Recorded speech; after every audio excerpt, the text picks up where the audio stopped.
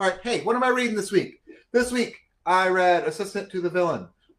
This is a fun, cozy fantasy. Um, so we follow Evie Sage, who is the assistant to the villain.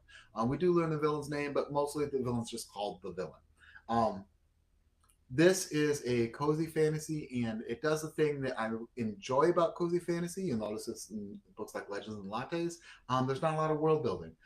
It uses kind of an assumed fantasy world, kind of like that we all kind of understand, like the main fantasy tropes. Like Legends and Lattes doesn't have to tell you what an ogre is; you just know what an ogre is.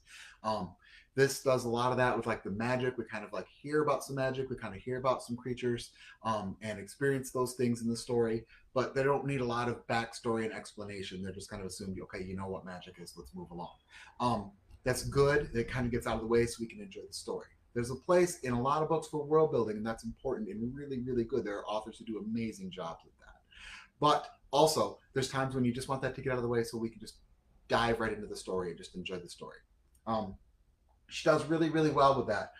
As we follow Evie Sage, this is so in the same way that Legends and Lattes is like takes place in a cafe or Bookshops and Bone Dust takes place in a bookstore. Um, Assistant to the Villain is more like an office cozy fantasy. It's got a lot of like office kind of humor. The boss is the villain and sometimes hangs heads on the wall and like. But other than that, it's not very dark. It's kind of funny and interesting, and that kind of helps move the story along. It kind of makes the story quite enjoyable. It makes you snicker a little bit. There's some witty banter and some stuff going on.